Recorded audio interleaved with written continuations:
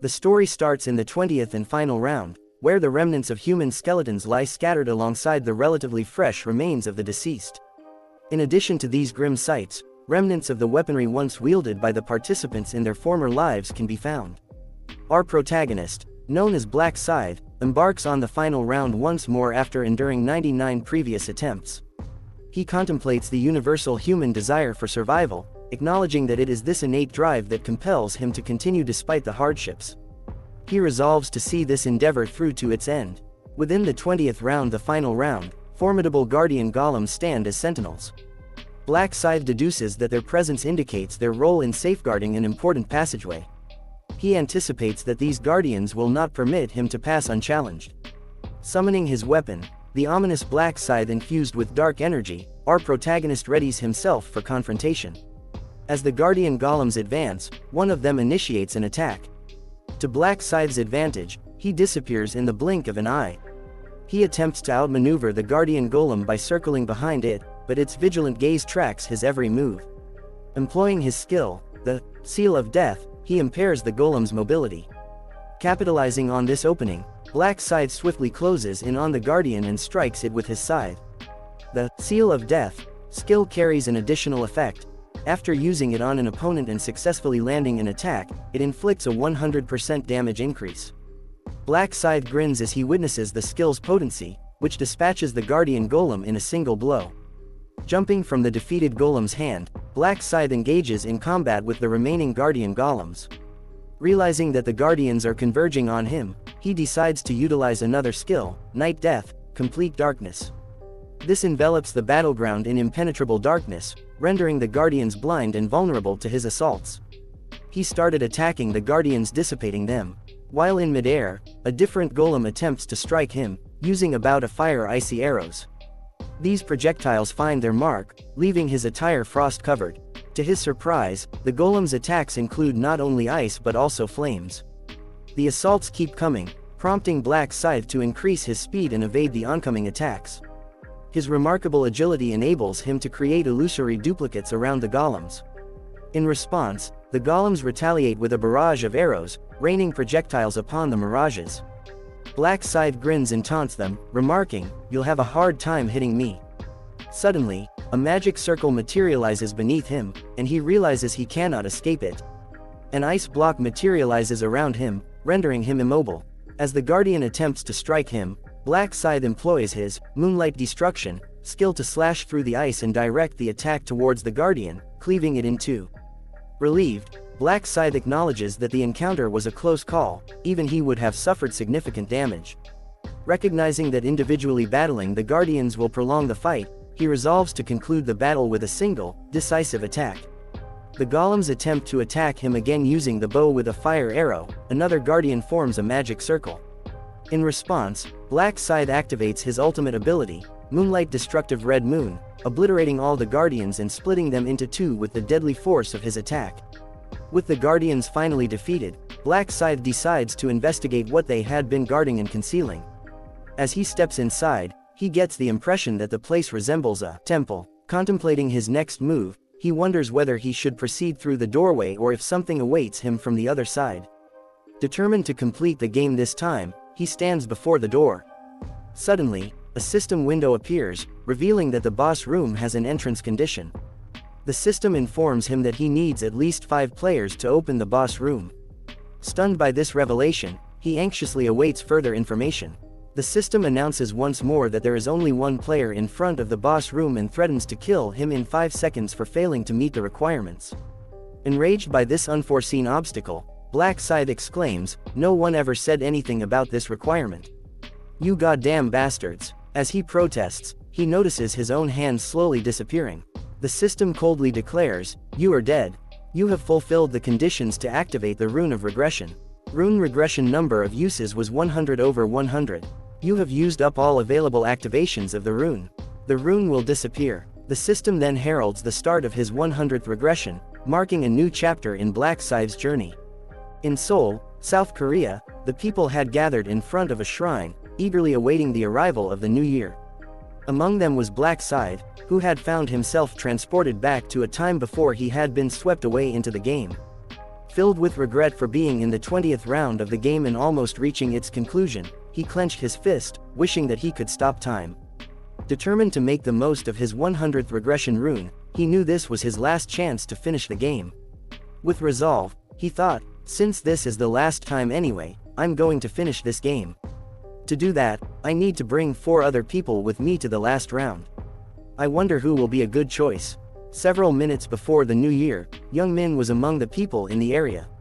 The students around him talked about how they were going to become adults after the New Year's celebration. One man contemplated his future after graduation, considering whether to become a delivery person. Some students chatted about an actress who resembled someone named Seo Arin. The man asked Young Min about his plans, and Young Min replied, "Didn't I tell you? I'm going to become a gangster." The man questioned if he was serious, to which Young Min responded, "You only live once, right? I just want to live a messed up life.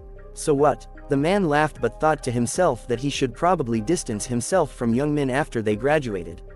Curious about Young Min's future, the man inquired about what would happen to his personal shuttle after graduation.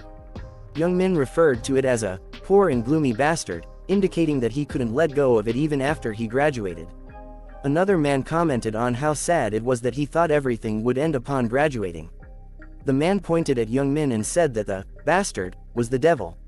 Young Min retorted, "Who said it was the end? I should play with him as long as I can." One of Young Min's friends noticed Black Scythe and mentioned that he had seen Young Min's shuttle nearby.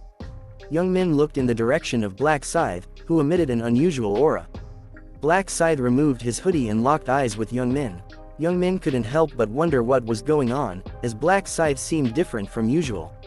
This unexpected confrontation left Young Min feeling angry and thinking, "But is he insane? He kept glaring at me." One of Young Min's friends restrained him, advising him to let it go since it was the first day of the new year.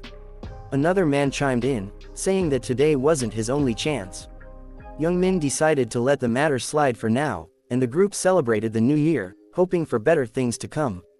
They greeted each other with wishes for a happy new year, leaving the encounter with Black Scythe behind for the time being. As the people gathered in front of the shrine to celebrate the new year, they were taken by surprise when an angel's voice echoed from above. The angel remarked on the interesting nature of humans celebrating the new year without understanding their circumstances. Young Min asked his friend what he had just said. He thought he was the one who spoke, but his friend denied saying anything. Others in the group also wondered about the mysterious sound they had heard. The angel continued to speak, expressing its view that humans appeared like monkeys in a cage to them. The people looked up and saw the angel, marveling at its presence. One man even speculated that it might be a New Year's event hosted by a broadcasting station. In the midst of the angel's speech, Black Scythe's thoughts revealed his familiarity with the situation, having gone through it 99 times before. The angel looked down on the humans and commented on their fascination with its appearance. It made it clear that it had no intention of engaging with them further and called them trash. The people were stunned but could hear the angel's voice well. One man shouted, asking the angel who it was and if it was cosplaying as an angel. He questioned the angel's words and likened it to a flying tissue, displaying a defiant attitude. Black Scythe watched silently, seemingly aware of what would happen next. The angel grew angry at the man's insolence and made his head explode, shocking the onlookers, including Young Min. The angel berated the humans, calling them lowly and warning them not to speak informally. It explained that they would be participating in a game consisting of 20 rounds, where their souls would be transported to a new dimension on the first of every month. In this new dimension, they would be required to complete quests to earn rewards and return to the real world. The people whispered amongst themselves, trying to comprehend the situation, and some questioned whether completing the quests would spare them. The angel clarified that not everyone would survive, as it would spare only half of the participants in order of quest completion. It assured them that they didn't need to worry too much, as the game was limited to humans aged 15 to 29 around the world. Black Scythe reflected on the fact that he hadn't expected to repeat this game 100 times as soon as he turned 20. One man, seemingly relieved, expressed his joy at being saved, but another person scolded him for adding fuel to the fire. Young Min also interrupted, sarcastically asking if he thought being saved was a good thing, given the previous incident. The angel, after finishing its explanation, declared that it was time to start the game. It informed the participants that they had individual spaces and the opportunity to customize their bodies for the upcoming soul transfer, emphasizing that they had only one chance to make their selections wisely. Black Scythe decided to stick with his previous choice and set his nickname as Black Scythe. Black Scythe found himself summoned into another world for the 100th time, and he reflected on how he had the same appearance since the 12th time, making it feel like his own body by now. All the people who had been summoned were similarly disoriented, not recognizing their new surroundings or their transformed appearances. Black Scythe noted that everyone had made themselves look cool and attractive, but he thought that this might not be a smart move. In this other world, the strong preyed on the weak, and if your appearance was too noticeable, you became an easier target. Death in the other world meant death in the real world. Ryuman believed it was high time for Young Min to arrive, and just as he anticipated, he spotted Young Min as he expected. Young Min made himself buff. The angel overseeing the situation commented on the participants' satisfaction with their new avatars. The angel mentioned that there were 1,802,910 people in total, representing all the humans from Seoul, though the participants couldn't see this immediately. The angel proceeded to give a simple explanation and instructed everyone to say status window in their heads to access their status screens, including Black Scythe Ryuman. They all saw that their status was weak, as they were beginners in this game. The angel explained that if they survived all 20 rounds, they would be free from the survival game and granted a wish. Young Min, while exploring his inventory, discovered a random rune, which the angel clarified could only be used once and required saying, "use," in their heads to activate. Young Min decided to use the rune, and the angel reminded everyone to accept the outcome, no matter what it was. With the rune phase concluded, the angel introduced the first quest. A quest to kill 100 goblins each appeared, and one goblin materialized, armed with a knife. The participants were still in awe of the game-like environment, feeling like they had entered a virtual reality game. The angel warned them not to get too excited, as the real challenge had not begun. Soon, thousands of goblins were summoned, shocking and scaring the citizens. The angel revealed the scale of the battle: 10,000 humans against 50,000 goblins, fighting to the death. The goblins started their assault on the people, and Black Scythe Ryuman walked confidently toward a running goblin, delivering a powerful kick to its face. As Ryuman kicked the goblin, he was acutely aware of the importance of making a strong first impression in this group. He wanted to imprint the image of his power on their minds, both to avoid being swarmed by the goblins and to catch the attention of the angel overseeing the game. Ryuman knew that he needed to perform well to stand out.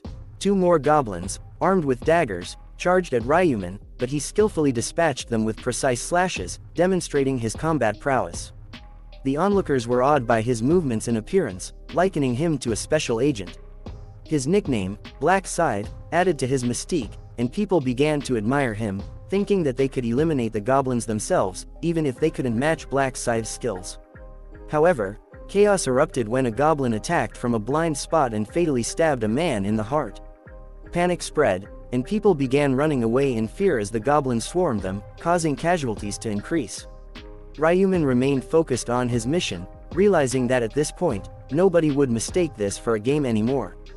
Survival was the only thing on people's minds, and the instinct to survive dominated their thoughts. They were running without a clear sense of direction.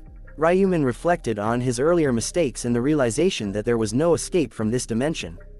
One girl tried to leave the game area but collided with a barrier, which indicated that leaving was not allowed. Ryuman was also aware that modern people who had never hunted even small animals would struggle to kill a goblin. As he observed, one man attempted to kill a goblin but failed, and the goblin retaliated, turning the tables and attacking the man instead. The harsh reality of this survival game became evident to all. As the angel observed the gory spectacle of humans falling to the goblins, she found it highly amusing. The size of the goblins, armed with daggers, made them formidable opponents, especially when they swarmed their human prey. However, she couldn't help but wonder about the figure who stood out from the rest, Ryuman, known as Black Scythe. The angel checked the system for Ryuman's information and noted his quest progress. Black Scythe had already killed 70 out of the required 100 goblins. The angel couldn't help but be intrigued by him, even if guiding the mere mortals hurt her pride as a noble being. As Ryuman continued to eliminate goblins, his quest progress was updated. He gained experience points and gold for each goblin slain, and he also leveled up. With 75 goblins killed, he had 25 more to go to complete the quest. Goblins armed with daggers attempted to stab Ryuman, but he skillfully avoided their attacks. He moved like an assassin, swiftly taking down each goblin that crossed his path. The goblins, witnessing his deadly efficiency, began to fear him and hesitated to approach. Ryuman decided to take a brief respite, knowing that he had earned a break after his impressive display of combat skills. He knows that the goblin won't attack seeing him how he fights. He opens his status window and it shows that he leveled 4 and has 6 status points. He thought I advanced to level 4 at some point. Ryuman, now level 4, decided to invest all his available status points into agility. He recognized the importance of agility at this stage of the game, as it not only increased his dodge rate but also improved his attack and movement speed. With his agility boosted, he was confident that he could draw the angel's attention and accomplish his goals more efficiently. Ryuman hurled his dagger with precision, striking the goblin in the face. He taunted the remaining goblins, challenging them to come at him if they didn't, he will come instead. The goblins, however, hesitated, still fearful of his prowess. Swiftly, he retrieved his dagger and, with a single, decisive strike, eliminated the remaining goblins. With each goblin he slew, he gained experience and gold, gradually increasing his level.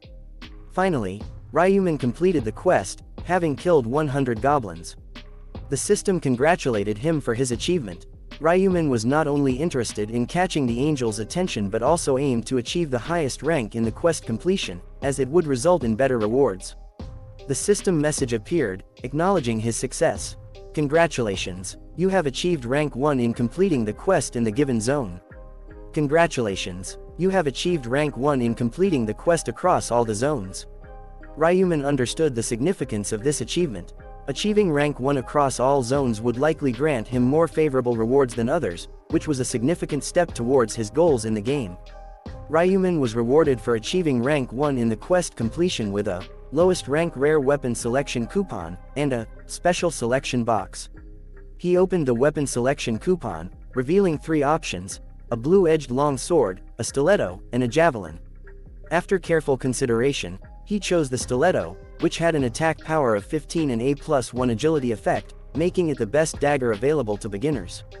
With the stiletto in his possession, Ryuman discarded the goblin's dagger, realizing that the new weapon was a significant upgrade. He decided to save the all zones special reward selection box for later, understanding that it might offer valuable items in the future. He opens his status window again because he remembers a title he received but had never encountered in his past 99 attempts. He used the random rune fragment to imprint the rune of regression on his body, hoping to gain the ability to regress infinitely. However, the system informed him that the imprinting had failed due to the rune's traits. The system recognized that Ryuman had reached his 100th regression and awarded him the title, Last Time Regressor. This title granted him a remarkable ability. He could stay in soul form for 1 minute upon death and be resurrected at any desired point in time with full health. It was a single-use ability, and the title would disappear after the resurrection. In this game, titles were considered superordinate concepts of runes, and the harder they were to obtain, the more potent their effects. Resurrection, in particular, was a valuable ability as it usually only restored up to 30% of a player's health. Ryuman was elated, realizing that he now possessed something incredible. With a smile on his face, Ryuman contemplated the incredible potential of this newfound ability and the advantages it would provide in the dangerous game he was trapped in. Ryuman decided to keep his newly acquired title, Last Time Regressor, hidden from others in his system, setting it to private. The system clarified that even if the title was private, it would still take effect, but it wouldn't be displayed under his username. This allowed him to maintain the secrecy of his unique and powerful ability. While waiting for those who had also completed the quest, Ryuman took a moment to relax. Ryuman pondered how Young Min was faring in the ongoing battle. He spotted Young Min and thought that he looked like he might survive this round as well. The angel observed the ongoing battle between the people and the goblins, realizing that the number of participants was decreasing and approaching equilibrium with the number of goblins. She acknowledged her mistake and suggested that she might make things more fun. One girl felt scared as she heard the angel say more fun. It seems the quest will be more difficult or brutal for them. All the dead bodies of the dead people are disappearing. The tension rose as a horde of goblins rushed toward the remaining participants. They had no choice but to confront the goblins and complete the quest of killing 100 goblins, even as fear for their lives loomed. The number of people who had cleared the quest gradually increased, reaching 1,021 out of 5,143. Over time, this number continued to rise, eventually reaching 2,129. Ryuman patiently waited for others to complete the quest. After more time, the number of participants who had successfully finished the quest reached 3,533. The angel watched with a satisfied smile, seemingly pleased with the outcome. Ryuman continued to wait. Eventually, the number of people who had cleared the quest reached 5,143. Then, something unexpected happened. The goblins suddenly disappeared, leaving the remaining participants bewildered.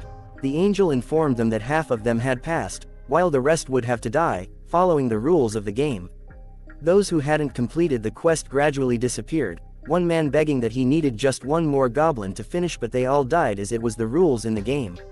The angel expressed her indifference and informed the survivors that they had passed the first round, congratulating them and suggesting that they might review the detailed results before leaving.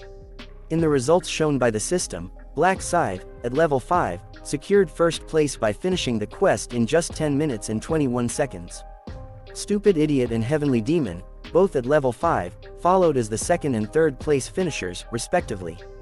The system also revealed the results in the applicable areas, and Black Scythe remained in the first place. Second place went to Life as a Documentary, and Black Flame Dragon in Hand secured the third position. They all received a weapon selection coupon, and a special reward selection box, and earned 1,000 gold for completing the quest. The system also mentioned that they could access the shop once they reached level 10. Ryuman thought that everyone must be aware that he was in first place across all areas. The angel was curious about his strength and asked him how he became so strong. Ryuman replied, asking if the angel couldn't see the runes in his stat window. The angel realized her mistake and decided not to reveal her inability to see his runes. She pretended to know and explained that she was merely asking. Ryuman saw through her act but didn't press further. Ryuman then asked the angel for a favor, which startled the people around him. He boldly requested better rewards for his first place achievement, expressing his dissatisfaction with what he had received. The angel was furious and questioned what he had just said. Ryuman, undeterred, insisted on better rewards and stated that he didn't like what he got. The angel, angry and ready to act, suddenly realized she had already used her authority to blow someone's head. The angel initially harbored thoughts of frustration, thinking, arrogant little bastard, I can't even kill him. However, a sudden idea occurred to the angel. With a more composed tone, the angel stated, so you want a better reward? Usually, a request like this would be rejected right away, but I'll think about it, so let's talk in private. The other humans can wait until I'm back. As Ryuman and the angel departed for a private conversation, the onlookers began to converse, expressing their desire for improved rewards. One man responded, I assume you'd need to be in a position like Black Scythe to demand such a thing. Envy and curiosity swirled as they wondered about the potential rewards, with Ryuman at the center of attention. Youngmin observed Ryuman's departure, and Ryuman followed the angel into the forest, but he kept a distance. The angel noticed his behavior and asked why he was staying so far away.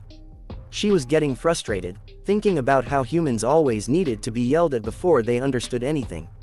She thought about how greedy and stupid humans could be. She didn't even have the power to change the rewards herself, but she intended to teach him a lesson for his greed. She decided to kill Ryuman when they got past the rock. She knows that it will be a big problem if she kills a player for personal reasons, especially if the players later complain about the fairness.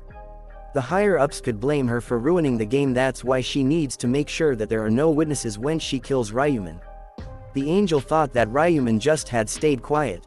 The angel turns to Ryuman asking about the rewards he wants, but she realizes that Ryuman has suddenly thrown a punch at her, catching her off guard. The punch struck her in the face and sent her flying back. The angel fell to her knees, blood trickling from her wound, and realized she had been injured by a human. Filled with anger, she turned her gaze toward Ryuman, but he had vanished. Suddenly, Ryuman appeared behind the angel, grabbing her wing, and then her neck. The angel begged and questioned what he intended to do. Ryuman, unrelenting, removed the angel's left wing and told her to stop being so emotional. He proceeded to grab the other wing, pulling and kicking at the angel to forcefully remove it. As the wings were removed, Ryuman taunted her, saying she wouldn't be able to escape now, and asked if it hurt. The angel, in pain, replied that it obviously did. Ryuman retorted, saying that just 5 minutes earlier, she would have been the one laughing and asking questions. The angel pretended not to understand what Ryuman was referring to, but he saw through her ruse, revealing that she had attempted to kill him with a dagger hidden in her wing. He displayed the wing with the concealed dagger. Ryuman discarded the wings and declared that there was no point in her trying to lie. He could tell by looking at her face, and he knew her name was Beryl. The angel was baffled, wondering how a mere human knew her name. Ryuman, unconcerned, reached into his inventory for a stiletto, telling her that knowing her name was irrelevant. The angel threatened Ryuman, claiming she could end his life with a snap of her fingers. Ryuman scoffed, stating that she no longer possessed the ability to kill. The angel clenched her teeth and warned that her comrades wouldn't let this go unpunished. Ryuman dismissed the notion of her comrades caring, describing angels as egotists who didn't involve themselves in other people's affairs. He informed her that he would send her away, and although she wouldn't be aware of it, the system would automatically return him once the settlement was over. Attempting to deceive Ryuman, the angel warned that he would regret killing her, preventing him from returning home. Unbeknownst to her, Ryuman was privy to this information. She pleaded for one chance and offered all the information he might desire, but Ryuman refused, stating he didn't need it. Ryuman explained that if he needed information, he would have tortured her to extract every piece of information he wanted, including details about her kind, their purpose, and the fact that she was nothing more than a pawn playing the role of a guide. As the angel pondered how Ryuman knew these details, he swiftly stabbed her in the chest, causing her golden blood to splatter, and she fell to the ground. A system message appeared, announcing that an angel had been defeated, and Ryuman was the first player to have slain an angel. He was awarded the title, the first angel slayer, and received rewards, angel's blood and the rune of slaughter for the first angel kill. The rune was automatically imprinted on his body. Ryuman couldn't help but feel a sense of satisfaction as he thought, "This time, I'm the first one," as expected. In this perilous game, the coveted rewards were reserved for the player who managed to slay an angel first. Ryuman had stumbled upon this valuable piece of information during his 13th attempt, while he was seeking vengeance against one of these celestial foes. It was clear that this reward was exclusive to a single player, and the allure lay in the fact that each of these rewards was on par with a unique, one-of-a-kind item. The knowledge that Ryuman had already acquired a rune would undoubtedly shock the angels if they were to discover his achievement. However, there was a more profound reason for his angel-slaying endeavors. In this enigmatic game, every player had the opportunity to obtain a class starting at level 10, with a total of 30 different classes available. Changing classes was a relatively straightforward process, typically achieved through hunting or fulfilling simple conditions. But exceptions existed, especially when transitioning to a unique class, a privilege granted to only one player who met certain extraordinary criteria. Unique classes, in contrast to their regular counterparts, occupied a wholly distinct level of power. They came with a plethora of bonuses, advancement runes, skill compositions, and more, making them exceptionally desirable. Given his history of returning without having cleared the first round, Ryuman now intended to capitalize on the reward he had secured by being the first player across all regions. Ryuman opened his inventory and selected the special reward box, with the following choices. 3x Express buff maintained for round 2. 2000 gold. Information on round 2. Realizing the importance of reaching level 10 and changing classes quickly, he chose the first option and received a 3 times experience buff. The system announced the start of round 2 and automatically applied the buff. As he watched the angel gradually disappear, Ryuman acknowledged that this attempt was his final chance, and he needed to become stronger by any means necessary. Round 1 ended with 900,514,645 survivors across all regions, with 5,143 survivors in his current region. A system message informed everyone that the soul would soon be transferred back to their bodies in the existing dimension, and they would return on February 1, 2023, to begin round 2. As the people stirred and regained consciousness, they found themselves in front of the shrine with the New Year bell. Young Min couldn't help but wonder about the bizarre turn of events. What happened here? He mused to himself. Did everyone collapse like I did? I had a weird dream. He glanced at his phone, noting the time as 5:20, realizing that the same amount of time had passed here as it did in his dream. Gradually, the others began to wake up as well. Youngmin reached out to his friend, asking if he was awake. His friend inquired whether he had fainted, to which Youngmin replied, "Yes, not only you but everyone here." Another friend chimed in, expressing confusion, "What's going on?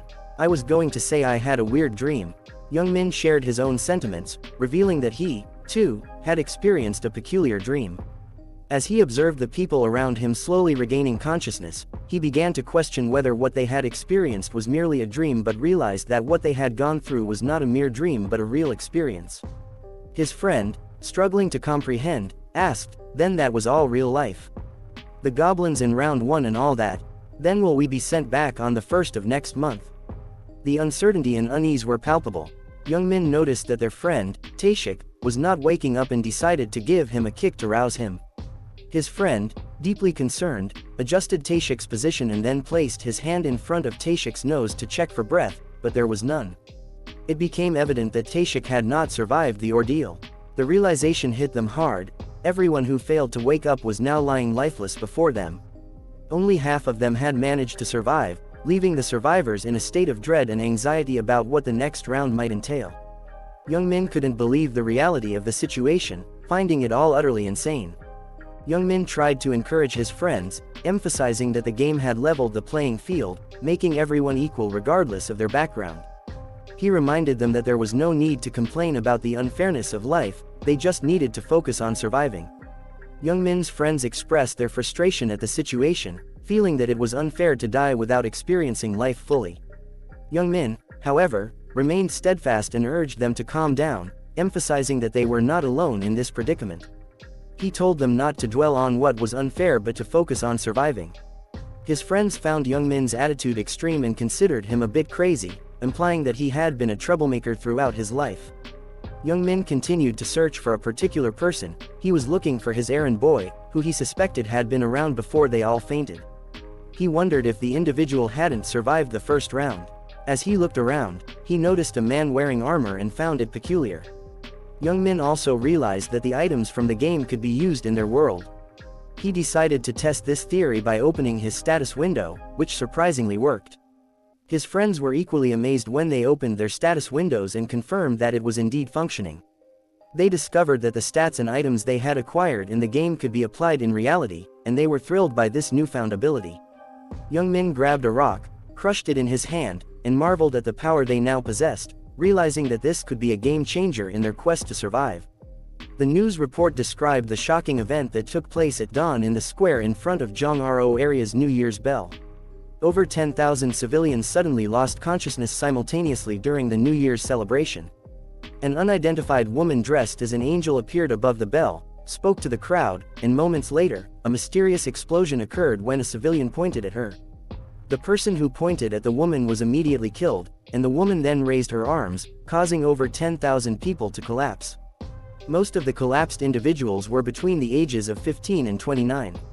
Similar incidents had been reported in other countries around the world. Ryuman, who had been reading about the event on a website forum, realized that this marked the beginning of a major change. He understood that the abilities of the players from the game had been transferred into reality. Although the players' stats were currently low, as they increased in level, they would become unstoppable forces. Ryuman recognized that if he didn't act, the world could descend into chaos before the 20th round. His solution was to control all the players using overwhelming power. He had individuals in mind with potential, and he had already devised methods to recruit them. However, he believed that it wasn't the right time to take action just yet. He had a more critical task at hand, and it demanded his immediate attention. Ryuman returned home and found a cup of ramen, evidence that his younger brother, Ryawan, had eaten it for dinner. He gazed at Ryawan, who was peacefully asleep, and reflected on how their lives had changed drastically after their parents' tragic accident. Ryuman had become Ryawan's sole guardian, and their family was no longer typical.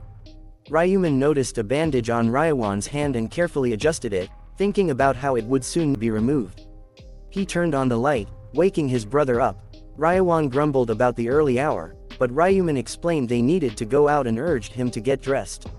Ryawan, still half asleep, asked where they were going, suggesting that he'd prefer more sleep if they just watching the sunrise. Ryuman responded that there was something important happening in the world, and they didn't have time to sleep. He told Ryawan to get ready to go out, and the two brothers left the house. On their way, Ryawan asks his brother if did something happen when he was asleep.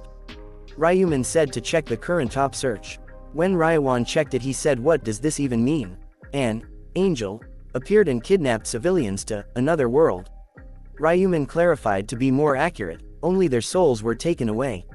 Ryawan couldn't believe when he realized that his older brother was also involved in the said event. Ryuman informed him that he had survived by hunting 100 goblins in return. Concerned for his older brother, Ryawan asked if Ryuman was hurt. Ryuman reassured him and explained the system of stats from the game that allowed him to use his strong stats even in reality. Ryawan is still worried about his brother. Ryawan couldn't believe that his brother was involved in such a situation. He was worried about Ryuman's well-being. Ryuman assured his brother that he was fine and had to become mentally strong to survive in the game. Ryawan thought about the family's situation and the void left by their parents. He understood that his brother had to be strong, but he was still worried. Ryuman explained that he would appear different and asked Ryawan to follow him if he wanted to know more. However, Ryawan was reluctant to follow without knowing their destination. He said that he wouldn't take a step until he told him where they were going. Ryuman looked at Ryawan's hand, seeing his wound. Ryuman revealed that they were going to Bang Taegyu's hideout, the head delinquent of Ryawan's class. It seemed that Ryuman intended to seek revenge for his brother. Did you find the story enjoyable? If you did, I'd greatly appreciate it if you could show your support by liking and subscribing to my channel. In the next video, we'll continue with the next part, so stay tuned for that. If you have any suggestions or thoughts that could enhance the content and make it more interesting, please don't hesitate to leave a comment on this video. Thank you for watching, and peace.